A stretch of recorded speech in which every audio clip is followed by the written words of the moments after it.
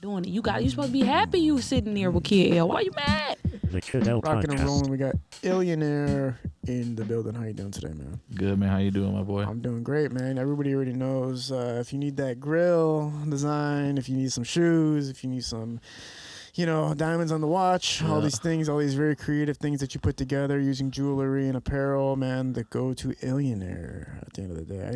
Started seeing you around 2020. Actually, I saw you way before that, but I started getting to know you around that time. But everybody was just going to you for everything, man. How did you start? How I started really was with shoes, and I've just always been into shoes, and I actually ordered a pair of custom shoes from this kid in Chicago, and he fucked my shit up so bad. So I got them back, and I gave him like $300 or $400 to do these shoes, and it was like a kind of basic custom. I mean, basic for me now. I sent him back again, and he messed them up again, and then I got them back, and I low-key never painted anything like for real in my life. And I painted those shoes and made them look exactly how I wanted them to. And then I started doing restorations from there, just like cleaning up Jordans and making them look like they came out. You know what I mean? And then from there, I started doing customs. And my first big break was really like Royce the 5'9". And like once he started fucking with me, then it was Vezo. And it rolled into the whole Team East side and like kind of just blew up, you know what I mean? Just like local. Then it went out to people like Kevin Gates and E40 and Waka Flocka, just all sorts of random. I don't even know. I just did some shit for the fuck was it? I don't want to say the wrong name. I'm not even gonna name it. One of the most recent pictures I seen was like Lil Blade and you had Lil Blade and a couple of the guys from Doughboys Cash Out and stuff like that. Yeah, I was that picture. I actually was just in the background. Oh, you're just chilling in the cut, laying in the cut. We were like hanging out with Scam Likely. Yeah. And, I just got in the background. Okay, so you weren't designing. Yeah, anything for them. What would you call it? What you do? Is it just like custom design over apparel that people like already own? Like, what's the word for it? Man, I don't even know. I feel like, I guess just the customizer, because like you can kind of give me anything and I can turn it into something else. Yeah. Or you can give me an idea and I can make it into something that you would have never thought of. Where are you from? I was born in Battle Creek, but I kind of lived all over. Just my parents were like real bad drug addicts, and I was at foster care, so I moved all over the place when I was young, and then they passed away, and I had to move again, and it's a lot of moving. You know what I'm saying? It was terrible. How old were you when your parents passed away? I was 13 when my mom died, and that was a real traumatizing moment because she had got me back out of foster care, and like I was just happy to be with her and like be with the actual family. And she had liver failure because she was a heroin addict.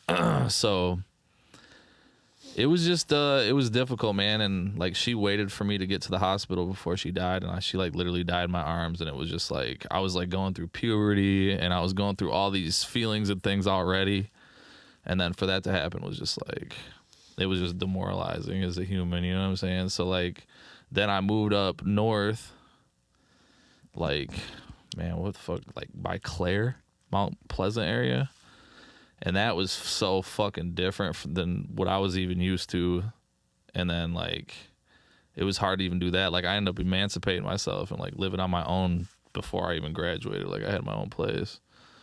So I just kind of had to grow up quick. You know what I mean? Like I've seen a lot of things that I shouldn't have seen when I was little, and was around a lot of things, and it helped me grow. I wouldn't, I guess, take those things back because I feel like it made me different and special in good ways. But yeah, it was a lot for a kid to deal with. You know what I'm saying? When you were emancipating is when you just go off on your own? Yeah, you pretty much just you're a legal adult at that point. How do you get signed off to be able to do that? So the person that has guardianship of you has to kind of just sign you off. My uncle was cool as hell, so he would just bring me my checks and like let me just live on my own because we couldn't get along. I hadn't had, like, there was no man figure in my life, and then all of a sudden he was this like you know, like he had these perfect kids that were football players, stars. They're all, you know what I'm saying? So it was like, it was just hard going into like a real actual family unit when I was a person that was just like, my mom was just sick upstairs. Like I'll be downstairs watching Monday Night Raw, you know, just like, you know what I'm saying? So like I would take care of her. I learned how to cook and do stuff at a young age. And it was just like going into like a whole family to where there's expectations of you and you can't act. I don't know. It just, I couldn't fucking deal with it. It was like, it wasn't his fault. Like he did everything he could and, you know, he's a great father, but I just couldn't. I had too much anger and just like I felt like my whole childhood was fucked off. You know what I'm saying? Because it was like I didn't get to. There was a point where I enjoyed some of it, but the younger years were so bad. Like they were like they just sucked. Even in foster care, I was abused in foster care. So it was like it just seemed like everywhere I go where I was supposed to get help, I got treated worse or, you know, kind of just pushed to the outside. You know what I'm saying? What the foster care? It was in Michigan. Yeah, yo. And how old were you when you were in foster care? So I was in like kindergarten. And the weirdest part about it was, so I was in foster care with this family I didn't know. And they would try to tell me to like call them mom and dad. And I wouldn't because they weren't my mom and dad. You know what I'm saying? So I remember them getting mad at me. And like they told me my parents were dead. So like I thought my parents were already dead at a young age. And so then like I started going to school, kindergarten. And the weirdest shit ever, my mom's brother was a janitor at the school and he saw me. And he reached out to the court and they ended up like giving him custody because he was like part of a family. So he got me out of there. Then my mom got cleaned up and he didn't really talk. He never spoke about my mom. I was just like, all right, this is who I live with now. This is my Uncle Cal, you know what I'm saying? So then one random ass day, he took me in the car. We went for a ride, and he pulled up at this mobile home that was behind a house, and like walked me in. It was my mom in there, and I didn't even know that she was alive, and I didn't even know who the fuck she was because I hadn't seen her. You know what I'm saying? Like, I don't know. Like I had no idea. So it was crazy because I didn't realize for a minute that she was even like who she was, and it was just like I still remember it. And it was that long ago. You know what I'm saying? Yeah, man. It was just it was, dude, it's just a lot of random things that it just feels like it like wasn't my life. You know what I'm saying? I feel like I've died a million times and came back. You know what I'm saying? Yeah, because it's like you're getting pulled in so many different directions and you're not, as a kid, you're not conscious enough to be able to understand what the hell's happening. So it's like, and you were responsible. Like, did you have to take care of your mom too? Yeah. Oh yeah. Yeah. Definitely. So it's like you didn't even have time to be a kid really and pay attention to like just having fun or anything like that. Yeah, it was. There was a little split second where it was really fun and it was cool, and then it just stopped. You know what I'm saying? You know how like, so your father was just like left early, pretty much. Yeah, he was just a fucking piece of shit, dude. Jesus. Like I hate to say it, like my dad was such a fucking piece of shit. Like he was so fucked up and didn't want to work that like at his work they had this I don't even like, you know how they do like the plastic molding stuff and they have the liquid that's like this crazy ass liquid that you can't touch. He put his hands in it to get disability, like Jesus. To like, yeah, dude, fuck.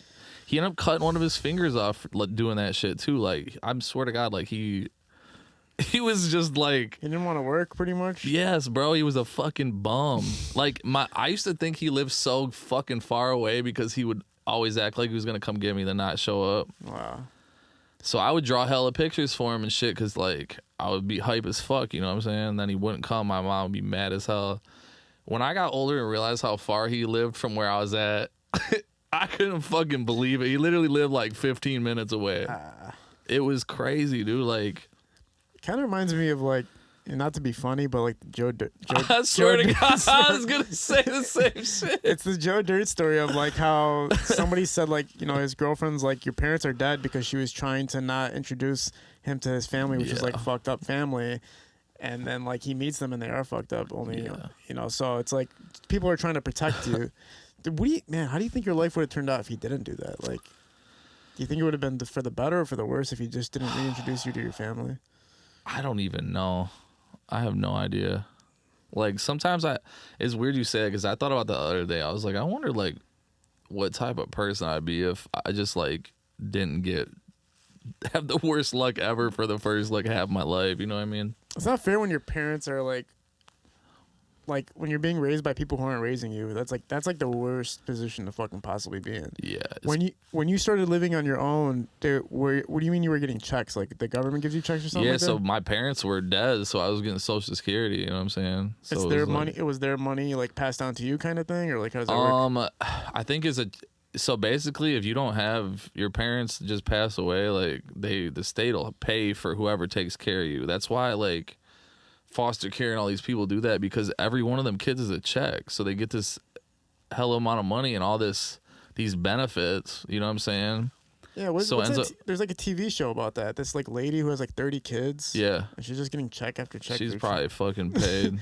Yeah. So that's like some people consider it like a scheme to some degree though. Definitely, man, because like they run that shit like it's a fucking jail. So like the kids don't get to really like have that family experience. Like they're just put into like a housing basically. You know what I'm saying? It's not.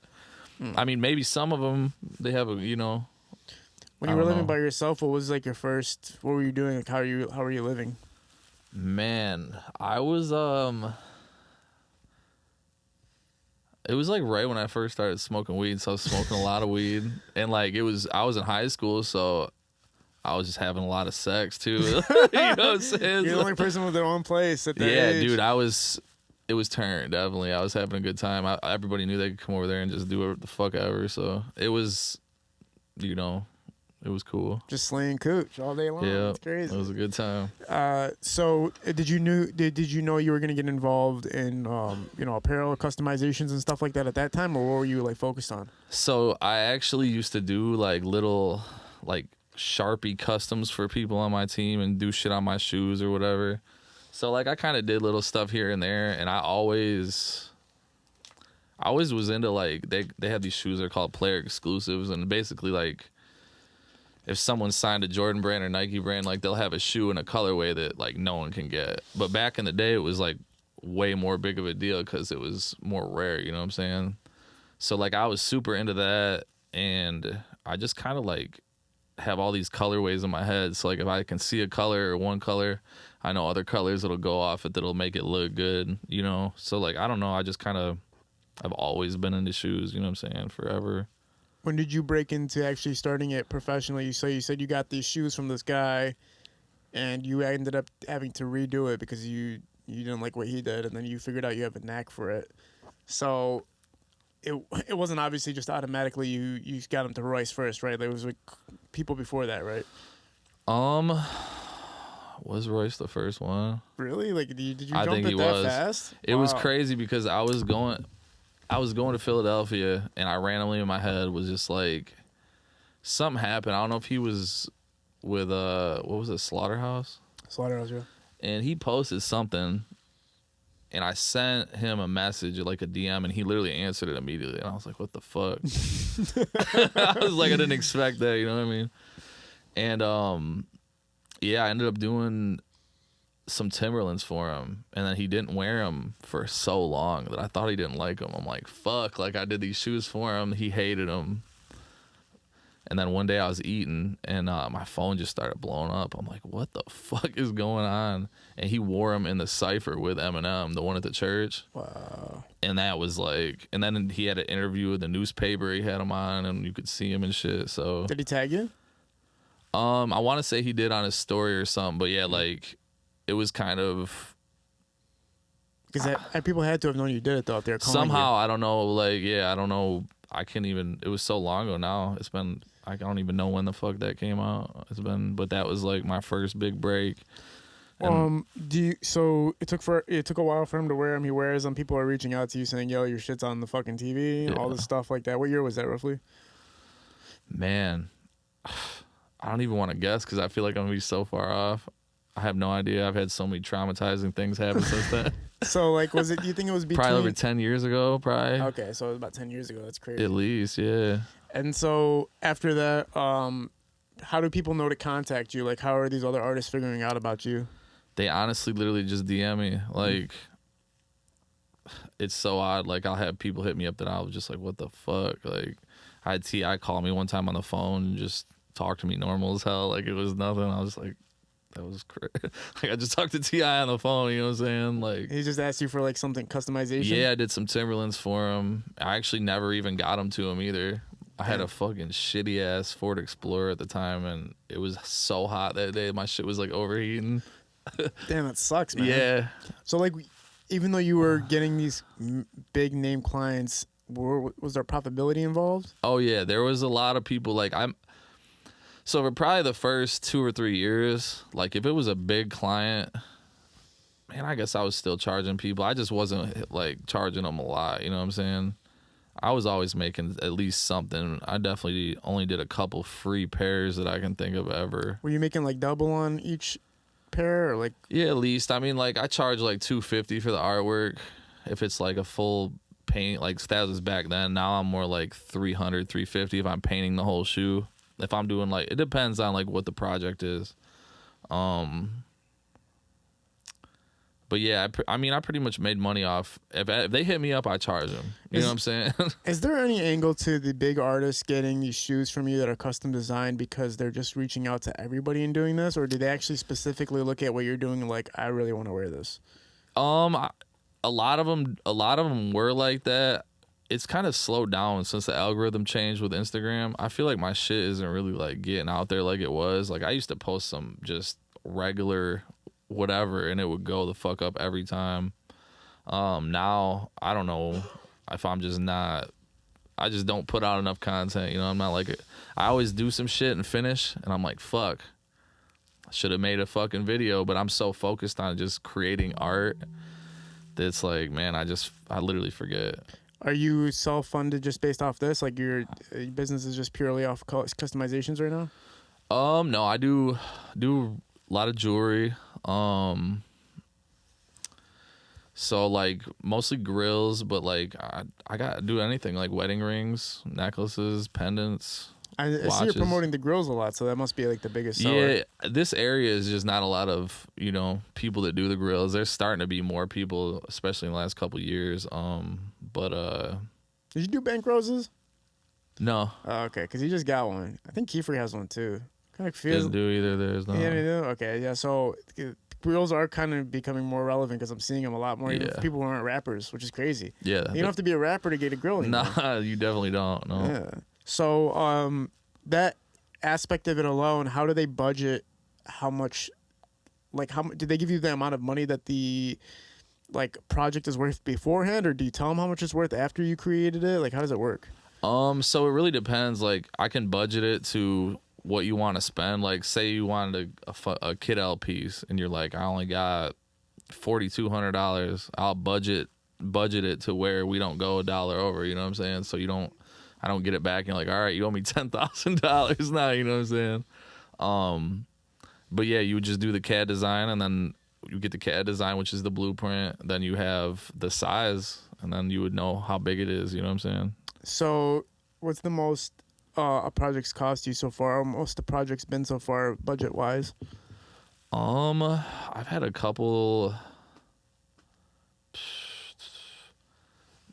Probably my one friend's pendant. He spent like $17,000 on a pendant that was full VVS, rose gold. It was super fire. So 17,000 is the most that you've been a part of as a budget for creating something for somebody. Just one piece. I've had people buy multiple pieces. It was like spent like 70,000 or something. Wow. You know what I'm saying? But damn, probably not people I would mention. You know oh no, for sure. Yeah, for sure. But yeah, you know what I'm saying? Like, walk us through some of the artists that you got to encounter and do work for throughout your whole career.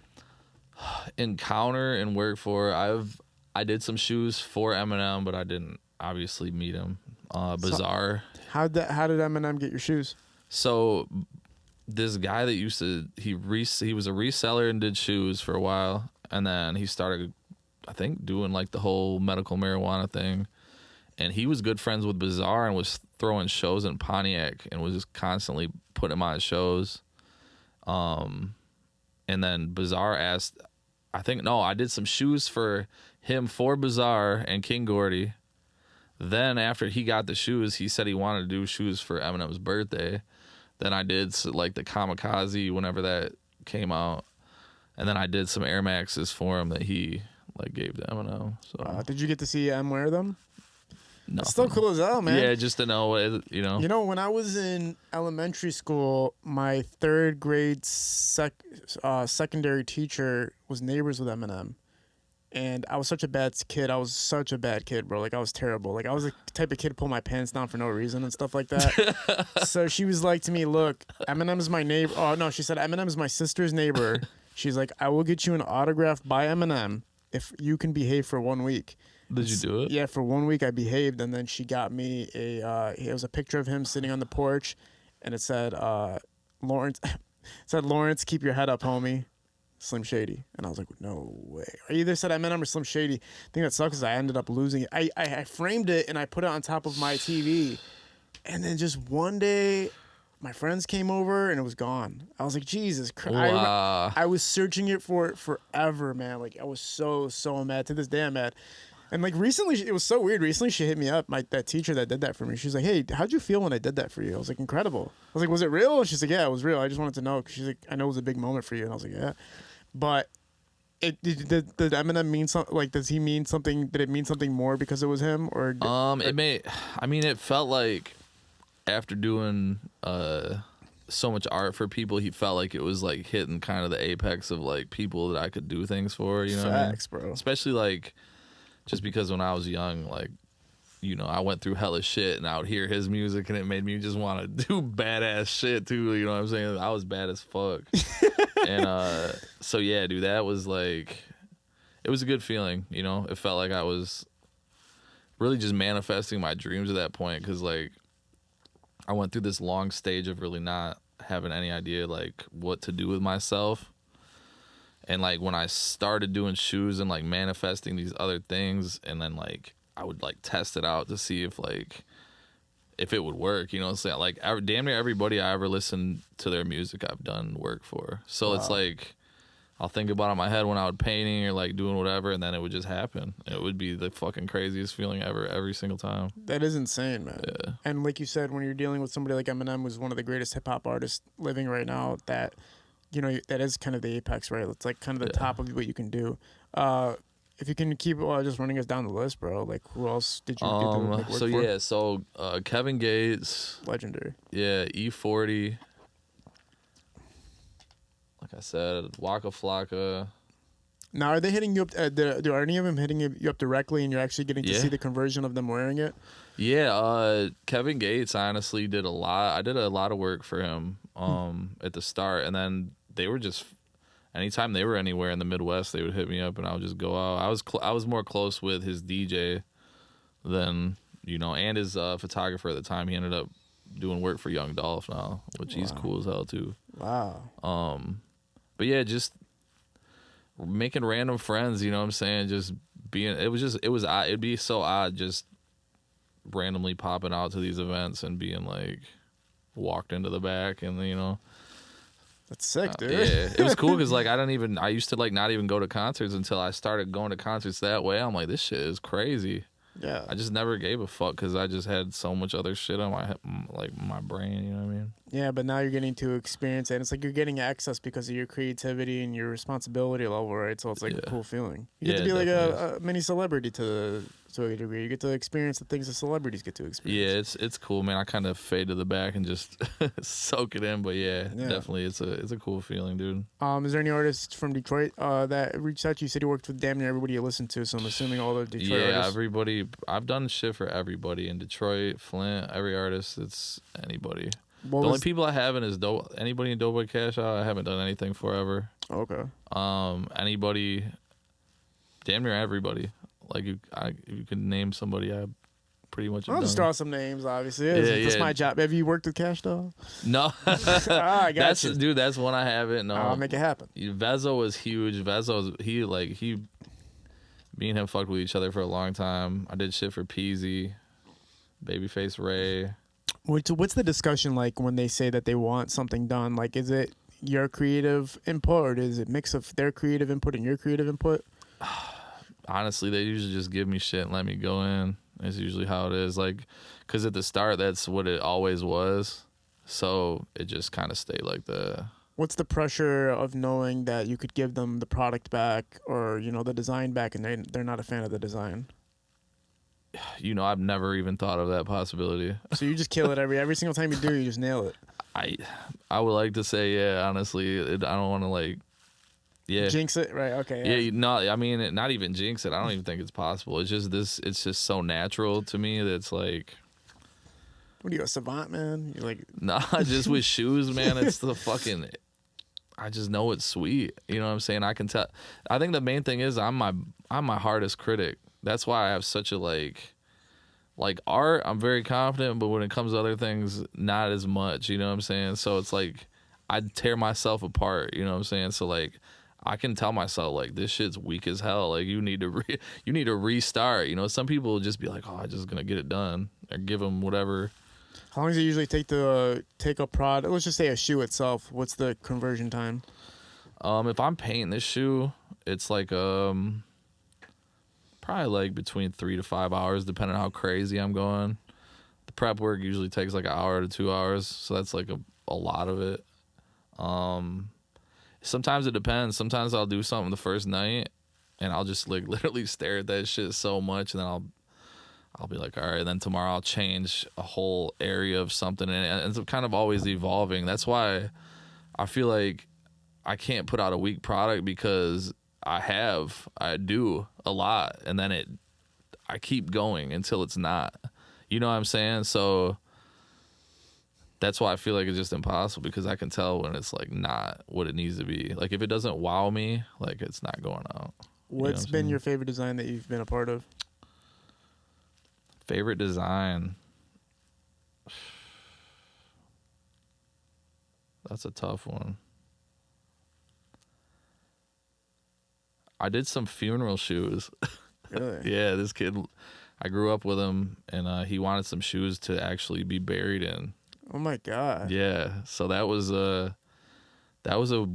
strange project to like, because at first I didn't like really think about it, but then I actually thought about him like dying, and like he's close to me, so it was just kind of like depressing. Yeah. To think like that when the day comes that these are gonna be on him and I'm gonna have to see him, like that shit just kind of like. Yeah, there was a celebrity that I think was friends with Johnny Depp that did that. He was like good friends with Johnny Depp, and he told Johnny Depp he was dying, and he's like, I want to have a party for my dying day. And then like they just threw him like a whole "you're gonna die soon" like event, and it was like very sad but also like very surreal, because it's like this is really happening, like this is really like this event isn't just.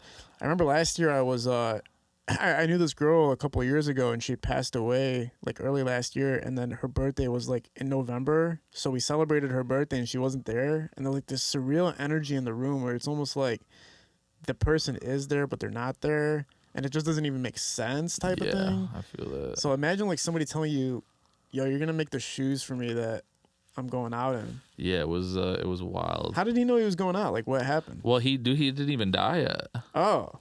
Yeah, like. Oh, so he's still alive right now? He's still alive. Oh, shout out, bro, man. keep living, dude. Keep staying alive. For fucking real though, man. But yeah, it was just. What is that? That's crazy. Why would you put that on? Why would he put that kind of like a responsibility upon you, dude? At first, I just thought it was cool, because I'm like, oh, this is a project, like some shit I'll never hear about ever, So when I did it, like once I started it and started thinking about it, I was just like, man, this isn't like. Hey man, that's fucked up, dude. Yeah, hey, that's a fucked up thing to make your friend do for you, dude. Like, make the shit that I'm gonna be buried in so you remember my death, bro. Yeah, dude. I was just thinking about like when the day comes, like. Because when people always like play the song at my funeral, and it's like, man, fuck you, dude. Like you're making me sad about you now. Like every time you hear it, you're gonna think about it now. You're like. Yeah, man. That's what happens with heartbreak too. Like when you have songs that you and your girlfriend experience together, and it's like when the relationship. Do you have one? The song, I have that song by Casey and JoJo. Oh my life. That fucking tears you apart. I think it's that song. That's Casey and JoJo, right? Yeah, man, that fucks me up to this day. When my girlfriend now, I'm always like, don't play that shit while we're fucking. Like I'm not trying. I was like, skip that shit. I'll break up with you. What do you got? Man, mine. Man, luckily I never hear it. Fucking Simple Man by Leonard Skinner. Leonard Skinner?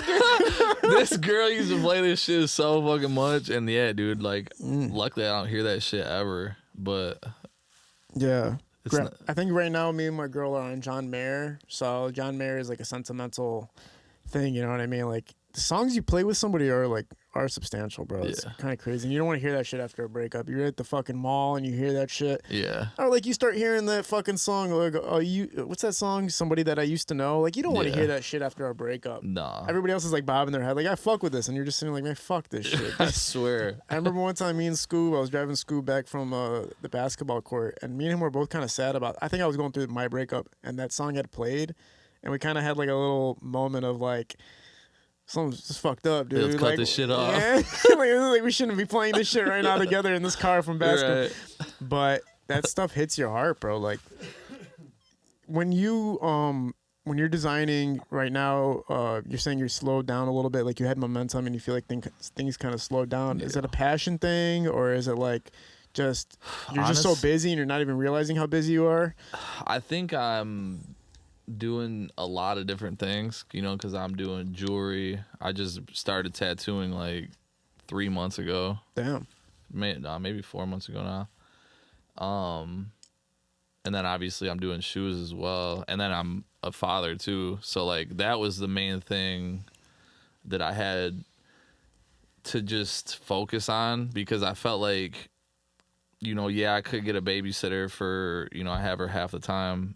I could get a babysitter and work and progress more and into these things and have more money and blah, blah, blah. But at the same time, like, this is a time that I'm never going to be able to get back. You know what I'm saying? Like, she's 3 years old. And I just feel like, especially this day and age, like, I would regret taking that time out to not just be with her and play with her and like show her like what a man is supposed to be and like true love, you know what I'm saying? So that's just my main focus. And I feel like, yeah, it definitely, my momentum slowed down, but my energy is also shifting and I'm learning things that I would have, like, I'm feeling feelings and like love in these things that I haven't had in decades. You know what I mean? Yeah, and it's life versus societal requirements, right? Like to survive as a dad, you're going to be able to do that, you know that, but to take it to the next level and become super financially wealthy versus like making sure you're paying attention to your daughter as she grows up or your kid as they grow up. And so it's like you're kind of playing it the smart way because that negligence, man, it comes to kick you in the ass in the future. Yeah. You know, I've seen it. I used to watch this law family, like these lawyers. They had this kid, and I was always just like, I was teaching him film stuff, and I was like, man, this kid is fucking being neglected the shit out of, and that's why I would notice all these traits, and I was like, dude, this is gonna kick him in the ass in high school. Like all these traits that he's developed because of, you know, not being cared for, nurtured, or paid attention to enough. It's all gonna kick him in the ass in high school. Yeah. It reminds me of that song, "The Cats in the Cradles." Shit, that song makes me cry. That's a sad ass song. Yeah, it's basically. Is that the name of the dude that? Yeah, that song is basically about like this dude who his dad always wanted to spend time with. No, the son wanted to spend time with his dad, but the dad was always busy. And then when the son ends up getting older, the dad wants to spend time with the son, but then the son becomes too busy. Yeah. And then it's like that recycling pattern of never being able to like share time with each other while you're still here. So that's kind of your angle a little bit, is to make sure you don't miss this time of her life. Yeah, man. I feel like, you know I can turn up whenever I need to, and I just gotta wait a minute, and there's nothing wrong with that. You know, I just feel like as a father, and to even have the chance, you know, some people aren't lucky enough to even have that choice. They have to just go to work, but to have that choice, like I can't not do it. It's the right thing. You know what I'm saying? Like to me. Does it make it easier if you're working? Or do you work you're able to create at home? Yeah, definitely. So you'll be able to watch the kid and create at the same time? It's hard because she likes doing art so much. But I've been you know, having her paint shoes and do little stuff, and so we do a lot of art together. But she's so dependent on me paying attention to every single thing all day that it's like it's damn near impossible. Right. Like I have to put her down and then try to like prep shoes or do something, and then that's the hard thing too is like I got half the week to do all these different things, and like I'm learning how to tattoo and still get my shoe orders done and stay on top of jewelry, and my best friend just opened a tattoo shop, Splatterhouse Tattoo Parlor. We got like a store on the one side, like all my clothes and stuff are in there, so I'm just doing a lot of different things, and I'm trying to cram it into 3 days a week. Wow. And it's a lot. I know there's going to be a time where it's going to be, I'm going to have more time, and when that day comes, I'll be already going so hard, I'll be able to go even harder, I guess, Oh, for sure, man. Yeah, that's the dilemma with most artists is when they have children, that there's that dilemma of the children and, being able to pay attention to the craft, and it's very hard to make it coincide at the same time. So it's a very real circumstance, but it's cool to hear that you're happy about it, though, that the way you're doing it, it's not like a detriment. It's more just like, this is what I'm experiencing right now type of thing. Yeah. I want to talk about the intricacies of building a brand and to really put your face on it and to make it a representative of you being able to do all these customizations, but also these creations itself. Do you feel like it is an illiunaire brand, or what do you feel like it is as far as it being a brand? As a brand, my drops have just been so sporadic that it's like I have people that buy stuff every time. That's good. But I don't drop enough because I was constantly having to be the person that's also shipping and doing all these things. So like the one time I dropped like 100 hoodies and sold out, and I had to do all the fucking, I didn't even think about all that. Like I was just like, oh, this shit's sold. I'm like, fuck, I gotta package all this shit and ship it all out and do all this. So it's like when I realized how much work it is and like the payout compared to just doing like some art and having more time, the amount of time that I have, it didn't work out with my schedule because it's like I needed more time to be able to do all that and do all this and do all this. You just need a partner, man. Yeah, and what's crazy? My best friend, I just started training him last week. Like we had a just random ass breakthrough where he was just like, I like really want to just help you with this and help it grow, especially because like tattooing takes so much time already. So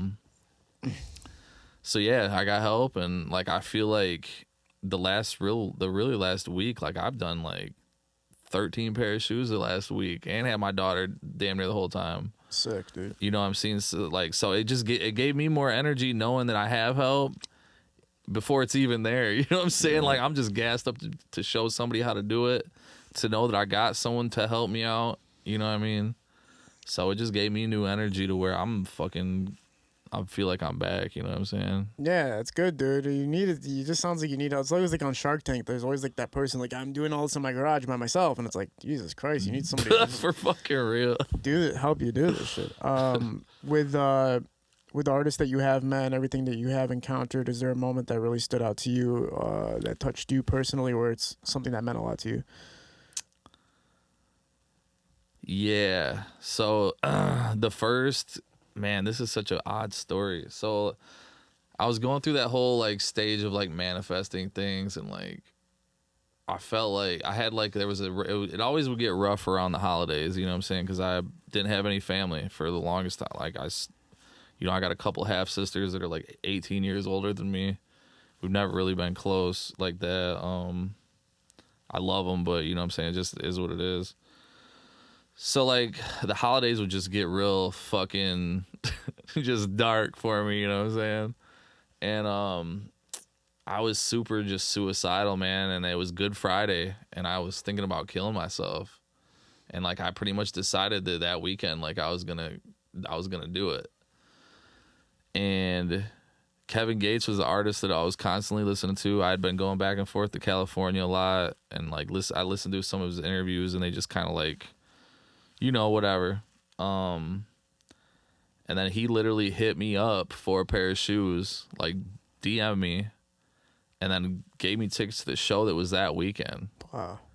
So I realized like I wasn't about like it was just so fucking crazy. It like when it all happened, and just when I caught the message and that he said that, like, I just started bawling, because I realized, like, that shit don't just happen to anybody and everybody. And it probably wasn't the biggest deal in the world, but to me at the time, like, it made me feel like I had worth. You know what I'm saying? Because there was really nobody else that could have said anything to me that would have changed anything besides that. Right. And for that to happen was just like, it was crazy. It was honestly like an out of body experience. It was very.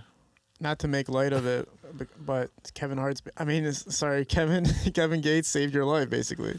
I mean, it honestly, like, pretty damn much, for real though. Like, because if he wouldn't have hit me up, I don't know what would have happened. I was pretty dead set on it. You know what I mean? So you were in like a really, really dark place, and then Kevin Gates hits you up, and it just changes everything for you. Or you see, like, okay, it's worth living. Yeah, it just made me feel like I was almost ashamed of myself for just taking myself so low and not realize, like, I'd already did a lot of amazing things at that point, but like, I would just get so stuck in the fact that I didn't have like an intermediate family that cared about me, you know. And like, my birthday's 2 days before Christmas, so it just like, it's like a lot of punches in a row, you know what I'm saying? So yeah. That's you know, even with anything in life, but obviously quitting life has to be super, super like intense trauma that's had to most likely have happened for you to even come to that, you know, that point. yeah. But even some people on a smaller scale of quitting everything that they're going to do, even if they just go like, I'm going to quit my career or quit my craft or quit my job. And then there's sometimes just that moment where like that strike happens, or somebody reaches out to you, or something happens where it's like, all right, I'm going to just keep going because this just happened. And it's like, you keep moving forward with it. It is kind of crazy to hear that a lot of good things were still happening before that for you. Yeah. But for some reason, Kevin Gates was the answer more so. It was weird because of just how much I listened to his music, and for it to be, of all the people, you know what I'm saying? It was just kind of like, what the fuck? Yeah. You know what I'm saying? Like, it just didn't make sense. I think it was like a divine intervention. It's like some Pulp Fiction shit. Yeah. Where like, but it's Kevin Gates instead of like, dude. And then then after that though, like, I realized that I could like manifest anything, and then that's how like the whole Eminem thing happened, and like pretty much everything else. I would just like. Yeah, I remember when I never got to the point of like actually getting close to suicide, but I do remember times of like being like, man, like, bro, I don't want to be here right now. Like, literally. In those moments, and you're just like, I don't want to be in this predicament or in this, like, right here. If it's gone, it's better off. Like, but then, you know, some people, it just clicks where they actually go through with it, or they move forward towards it. They take that extra step. You know, like, a lot of people think about killing themselves, I'm sure. A lot of people think about self-harm, I'm sure. But then there's that line that you cross where it's like, no, I'm actually going to, like, move forward with it. Like, my best friend growing up did that. My best friend, like, took his own life when we were, like, in our early 20s. And I was just, like, confused by it because it didn't seem like he was ready to cross it. But then he would say certain things that, in retrospect, when I would think about stuff he would say, I'm like, oh my God, that's what crossing the line sounds like. When you hear people say certain words or certain sentences, if somebody's like, do you have a gun I could borrow? And then you're kind of like, oh, that might be like that crossing the line of like, oh, this is getting real now. Yeah, that's an obvious one for sure. Yeah, I kind of missed a lot of the signs of like, oh shit. Like in retrospect, it's because you can't even think that somebody would do that to themselves, but there's people that can take it to that level. Do you think drugs make it easier for somebody to just cross the line? Oh yeah, definitely. Drugs are like, they just take you out of reality, and that's what's fucked up is like, if you're fucked up in your head, you still can't escape that shit. You can get as fucked up as you want, but at some point you're still gonna be in your head. You know what I'm saying? Do you think like mushrooms help at all to create? Oh yes, a lot, definitely. I've been doing a lot of mushrooms lately. Like, I don't even damn near drink. I'll just take mushrooms and go to the bar with my boy. Really? Yeah, like I'll just sometimes like I get around people and I'm like, all right, I'm just gonna go home. We'll go back to the crib and just laugh or something, watch movies. But yeah, I definitely, it helps me to just. It makes me realize what's real instead of getting so stuck up in my emotions. it makes me actually understand reality and what the fuck is going on, and just, I guess how beautiful life really is, and how lucky we are to even have another day every day. We take that shit for granted. I feel like a lot of people take relationships for granted. They don't realize that, like, there's going to be a day where that person's probably not going to be there, or you're not. You know what I'm saying? And I don't feel like everybody takes that shit for granted.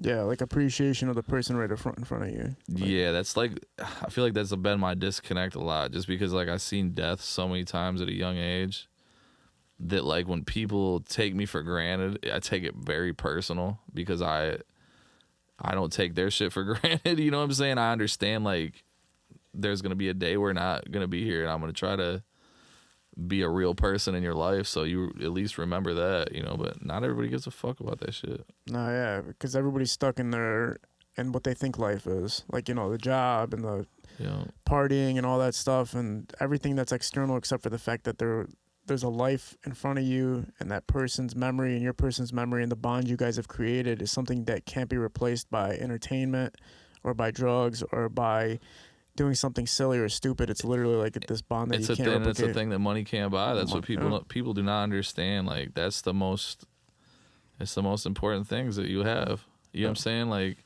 and another thing too is everybody's so focused on where they want to be rather than where they're at in the moment, and you're missing out on all these moments. Like, that's how I feel about my daughter. Like, why the fuck would I go work and do all this shit when, like, she wants to play? She wants to play Barbies with me. She don't want to play with no fucking babysitter.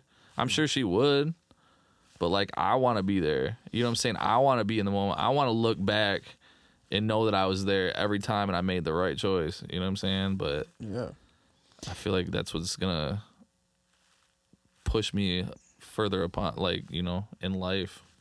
If you had the choice, like, if you were the president, would you legalize psilocybin or mushrooms? Would you? Yeah, why not? I feel like the world needs it. I think so too. I think microdosing has been, like, proven to help people. Yeah, I think there's a lot of things that need to change for sure. But taking too many of them is where I could see why people probably banned it at first. Like, where it's like, all right, man, this guy's fucking out of his mind, tripping, dude. And then the microdosing came along, and it's like, all right, if you do it like this, it can work. Like, if they find a way for a psychiatrist to, like, fucking measure it and just, like, give you the proper dosage, right? Yeah. It's been fun having you on, bro. We said we talked before this about how this can be more of a reoccurrence. Yeah. So hopefully we can get you back on here like next month or something. Just have you come back. This was actually a really insightful, fun talk, bro. Definitely, man. We're at Parallel Sound Studio, High Low Visuals, shooting these productions. We had illiunaire in the building. We're out. Peace. Peace out.